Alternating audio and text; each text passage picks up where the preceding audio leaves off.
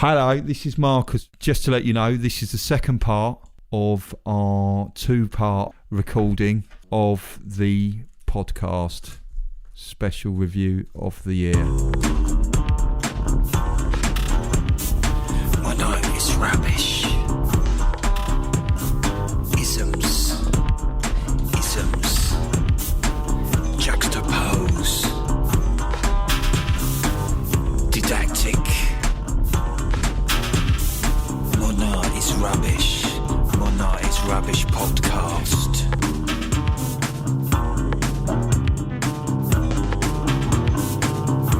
Hello, Tom. This is part 2 of our review of the year.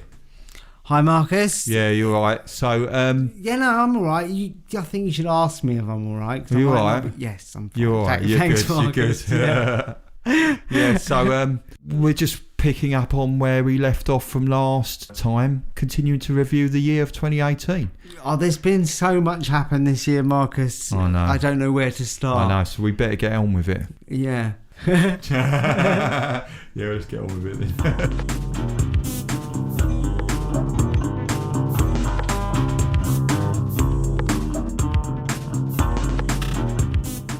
No review of the year would be complete without, obviously, Banksy and talk of Leonardo da Vinci. And can I just add to that, quiz of the year as well? Oh yeah, quiz. There is no quiz. I'm sorry, I set you up for quizzes, didn't I? There's no quiz at all.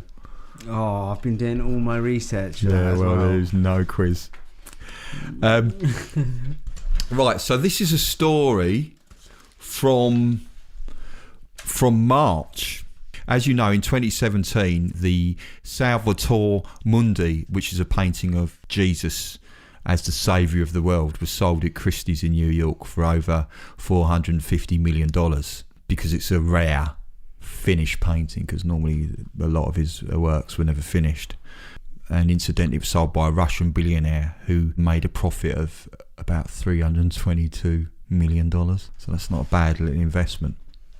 So apparently, according to a story in March of this year, 2 Arab princes bid against each other and forced the price up when they were both on the same side technically. Right, okay. Yeah.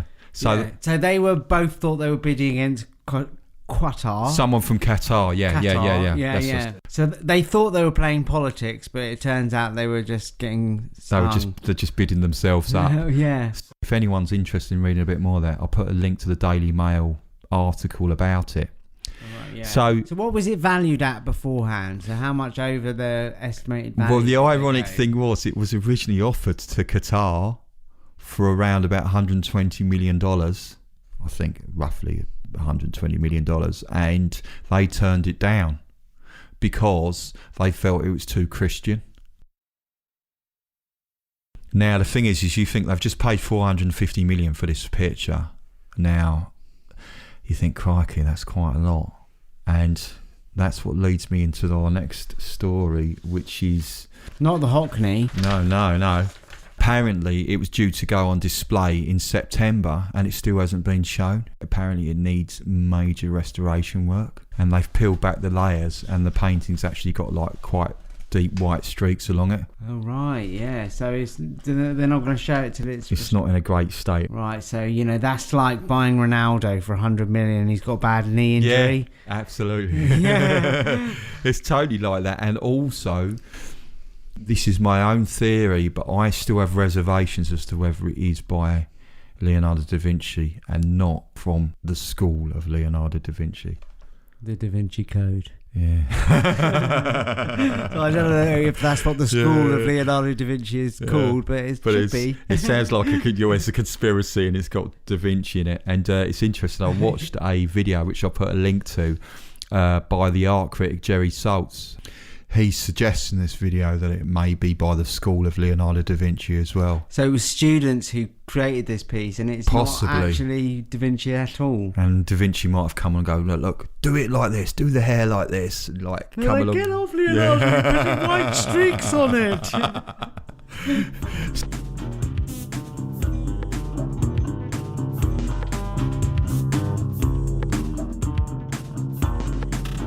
Right, so there's been a lot of fire I don't like fire. Fire's never positive, is it? Happy Christmas, everyone. You trying to lift the mood? Yeah. You can't temper this fire. It's Santa Claus fireman coming in. Oh, I wish you'd come early and saved all this. So Santa Claus would have to tie his beard up if he was a fireman, wouldn't he? Because it's a fire hazard, isn't it?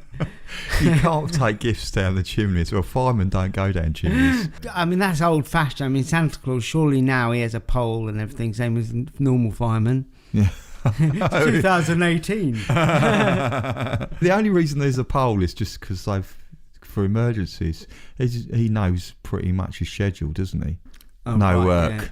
Yeah. Except for the evening. There must be so much prep though that goes into doing the Christmas delivery. But none that would require a fireman's pole. Yeah. Right, so in June 2018, there was a really bad fire in the Glasgow School of Art, and that sadly had happened before, quite recently in 2014. And also in September, we actually talked about this, the sad news of fire in Brazil's National Museum, and it destroyed millions of priceless artefacts such as dinosaur bones, remains of an early man, and Egyptian artefacts. So there's been quite a lot of big fires this year, but I guess every year there must be big fires in the broader sense in the world, but also in the art world. The one at Brazil was quite a major loss for World Heritage.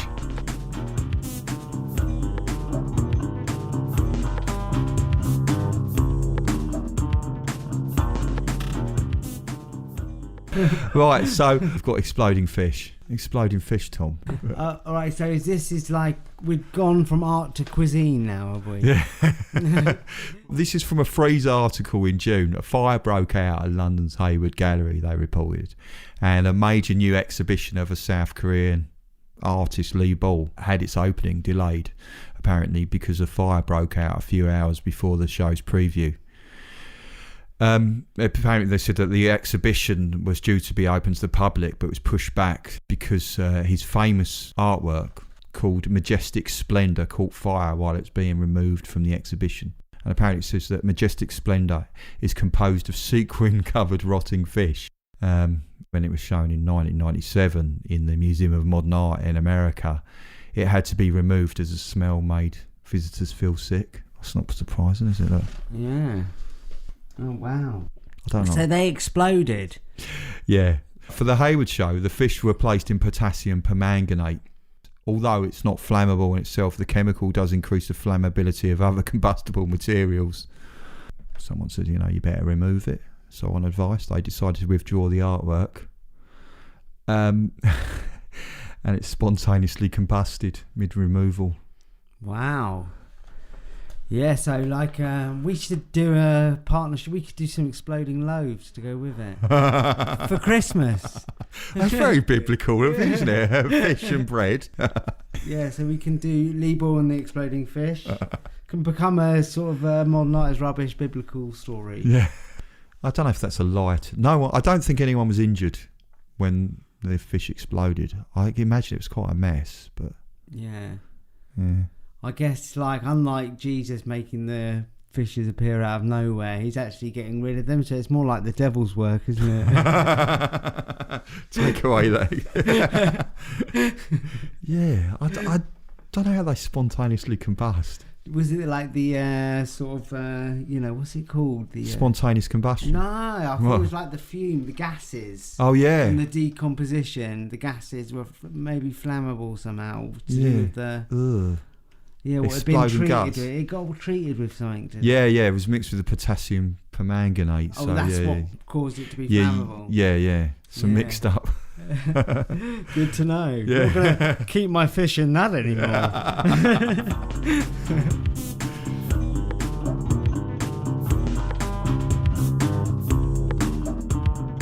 Right, so after that fire, we've got something more uplifting. Things returned this year. Paintings recovered. Here's a story I came across. In February, a stolen Degas painting called Les Chorus Singers. Right. It was created in 1877. Was stolen in Marseille about 9 years ago. It's a a load of people on stage in a chorus kind of line. It's a small painting. Yeah. They're very well lit, aren't they? Which most Degas paintings are. Oh, right, yeah. So it got stolen 9 years ago and has been returned to its gallery where it was stolen from. Yes. Well, apparently what's happened is police were carrying out random checks on a motorway rest. Carrying out random checks at a motorway rest area just 20 miles east of Paris. And they found it in the luggage holder of a bus. Blimey. I like the fact that there's a lot of police that seem to know a lot about art. Yeah. No, but maybe at police school they'd spend a fortnight or something studying art history and stolen paintings. I just think, look, it's a painting being left. Do you reckon they said, this is the stolen Degas, I've authenticated it? I remember this from Police Academy. Yeah, so that's nice. And so no one was actually arrested with it. It was in a luggage holder and no one owned up to it. Yeah. So it was just left on the bus. Yeah, just like get off the driver bus. Wouldn't keep it on there, would he? No, you don't. It seems so unlikely finding that expensive Degas on a public bus in the luggage holder bit. Confused. Was Degas a famed bus lover?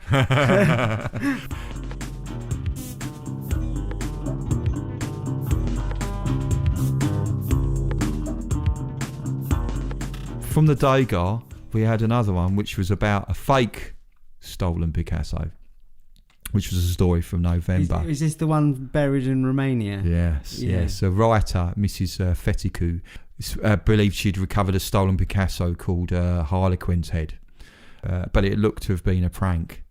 So apparently she received an anonymous letter instructing her to look for it in a forest in Romania, where the work was buried and wrapped in plastic. The £700,000 painting was believed to be part of a haul stolen over 6 years ago from the Kunsthal Museum in Rotterdam in the Netherlands. It was a theft that was undertaken by Romanian thieves who burst in through the emergency exits and took 7 paintings, which included Picasso, Matisse and Gauguin. And in 2013, 4 Romanians were convicted for the crime, but the artworks weren't recovered. Now, she thought that she'd found one of them, so she handed it over to the Dutch authorities. And after she'd done this, apparently she received an email stating that it was part of a performance by a couple of directors. They're a collective known as Berlin, and it was part of an art project about a Dutch folder called Gert Jan Jensen called True Copy. So it was just kind of like a stunt. It was a stunt, yeah. It's a bit disappointing, really, isn't it? Come on, where's your Christmas spirit? I know, it should have had a happy ending. There's no happy ending there. It just said, what happened? That gets destroyed. It has to be destroyed. What the fake does? Yeah. Yeah. Because it can't be allowed to circulate in the market again. So maybe the police must have an area of the police station which is the art fake destruction facility. Yeah. You can imagine there must be police there destroying all the fake Do you works. reckon it's like pest control? They're getting a Banksy shredder. Banksy, yeah, go round for his shredder. It's all right, guys, I'll take care of this one. Bloody fakes. Let me get my shredder out. Mind you, it's going to double in value.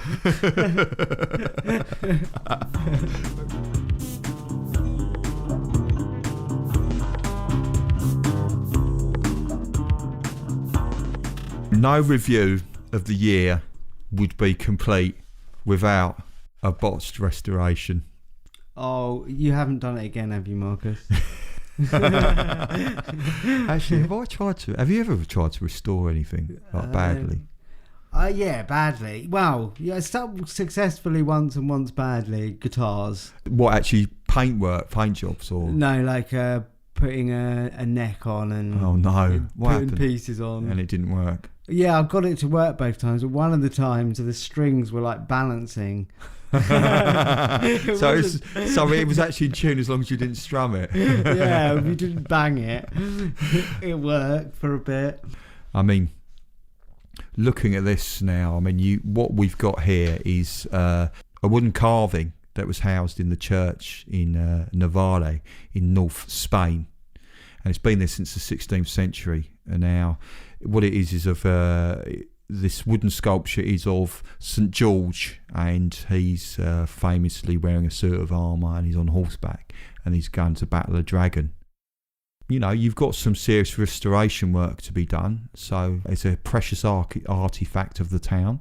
So what do you do as a priest? You really should speak to a major gallery and say, look, Well, we know a Spanish restorer, don't we? What's her name? Jimenez. Yeah, the restored Ecce Homo. They could have called her, but instead the local priest called a local art school teacher. I think she may have been a primary school art teacher, because looking at the restoration, it's been covered in bright colours, and particularly the carving's face is now bright pink. And it does have a hint of a sort of Disney character about it now. It does, yeah. Yeah. Even the horse has gone a bit Disney. Yeah. The horse looks a bit like a fairground ride on Brighton Pier. And so I imagine that's going to be really difficult if you've painted directly onto the wood. Get rid of paint off wood, don't you normally sand it? Yeah, I guess so. You can't do that. So that's going to be a real difficult one to restore back. Unrestore. Unrestore. What's on? Yeah. Yeah, I guess there's no restore point to get back to. There isn't. I prefer Ecce Homo to this restoration, actually. I might travel quite a distance to see Ecce Homo, but would you travel to see that? No, you wouldn't, would you? It is like a children's sculpture, isn't it? Yeah, I just go to see. It's almost like a non-work of art now. No. It was previously, I take it, a real... beautiful piece. Yeah. Famous piece for the town. Yeah, or now you could just go to a Victorian seafront and see something similar on a merry-go-round. Amazing. What a lick of paint can do.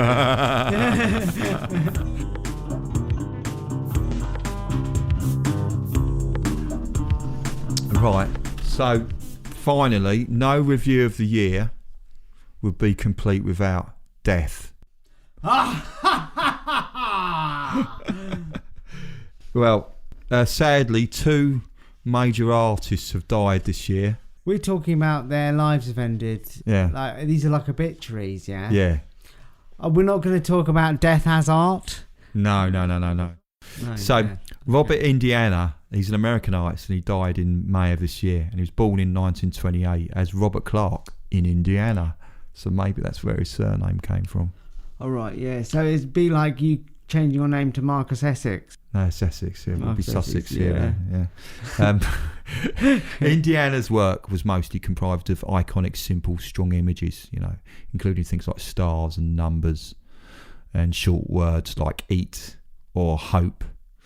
And he created a lot of prints and paintings and sculptures. He was most famous for his series around the word love. Yeah, so you see this in people's mantelpieces, all like in their homes, all around the land. I've seen this so many times. Yeah, I mean, all people have eat in the kitchen, didn't they? Yeah. Love in the sitting room or whatever. Yeah. In his particular arrangement, he's arranged in a square shape where the L sits on top of the V and the leading O sits on top of the E.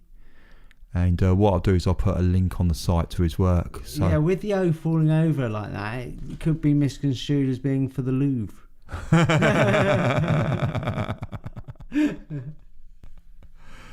So that's Robert Indiana, and he's in a world of love now, I'm sure, wherever he is doing his artwork.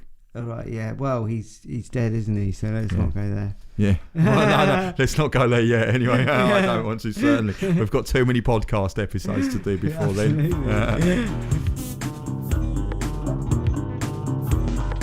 Now, the final artist who's died, and actually our final little thing which concludes our double review of the year special podcast, is Robert Morris. Now, Robert Morris is a really quite important artist. He was an American sculptor, conceptual artist and writer. He was also really important in the minimal art movement, and he produced performance art and installation art, and also was important in process art. So he's a really interesting artist. I mean, we could probably do a show on him, in fact. One of his famous works was a box with a sound of its own making, which he made in 1961. And it's a solid wooden cubed shaped box. And inside is an audio device that plays a recording of the sounds of it being made. So you've got like sawing and sanding noises. So it's kind of like that sort of process art as well, and conceptual, because it's... Be a great Christmas present, everyone. Yeah. I wouldn't mind one of those. Probably a few million. It's gone up in value now as well, because he's just died, isn't he? So, of course... Oh, right, yeah. Yeah, so there's even more value. And, you know, that little rascal Banksy can't shred it. Yeah. It's a hammer, that one. I don't know if you could conceal a hammer. Well, yeah, that inside Belgian guy could do it, couldn't he, with his chisel? Oh, yes. What was he called? The guy got changed the marble. I think that was Meek's Poppy, wasn't it? But yeah, it was. So another piece that Robert Morris is quite famous for was a thing he did in the Tate Gallery in 1971 called Body Space Motion Things. I've been looking at an article on the Tate Gallery's website, which I'll put a link to, which they talked about what happened. And he was invited in 1971 to do a retrospective of his work. And instead of that, he decided to create an interactive space for the audience to engage directly with the works. So what he did was he filled the space with a series of wooden works. He wanted to challenge the traditional sculptural space, and people would have to find a new way to experience the sculptures through their body. So it's like an arty playground. Yeah, so I was going to say, it's like a playground for art lovers. Yeah. So before going to the gallery, and you're not allowed to touch it, you're supposed to just stand there and look and appreciate it with your eyes. But this was like saying, look, you know, you've got to appreciate it with your body. And what he created was things like wooden platforms that sort of shift when people balance on it. So you can imagine trying, and then a sort of like a log you'd have to try and balance on, a double ramp, and it had ropes that you had to pull various weights across. And there was another one which... But was there no swing? No My swing. nephew would be upset about no swing. Yeah. Yeah, but you know, he's done quite a lot. Yeah. He also created things like an open wooden chimney like structure, which you'd have to inch your way up. Yeah. Now, there was a problem with this, because although each installation had a photograph next to the work to show how people should interact with the object, basically it seems that the public didn't look at the instructions and decided to improvise, because it's health and safety, and there's not much of it in the early 70s. So members of the public decided to not use the sculptures as intended, and ended up injuring themselves. So this show's just opened. Within 7 days, they'd already had one sprained finger, someone tore a leg muscle, and 14 cases of painful splinters. So people got overexcited with, thinking, oh, this is great. And the exhibition work started to deteriorate. So in the end, it got closed down after just 7 days. Wow, and it was supposed to be on for 5 weeks. Yeah. But as is in the spirit of Christmas, in 2009, they restaged it. That's in the Tate Modern in London, and I'll put a video up of it. Oh, great, yeah.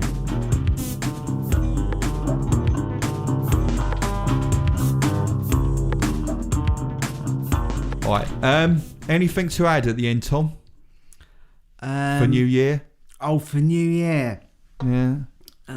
See New Year. I assume people will be listening to this just after New Year or around New Year. Well, as long as New Year's resolutions? Well, I want to avoid getting the millennium bug. That's so old school. Yeah, it's the time of year, isn't it? Everyone seems to be coming down with it. You've got a really old kettle, haven't you? Yeah, so what New Year's resolutions should people do? Give us a 5-star review on iTunes. Oh, that's a good And subscribe. Subscribe, yeah. Share the podcast episode if they can. Yeah. Go to modernartisrubbish.com. Absolutely. Go to our Patreon page. Patreon page. What address is that? Patreon.com/modernartisrubbish. Yeah. You can email us at info@modernartisrubbish.com. So that's it, and I just want to say byes. Bye. Bye.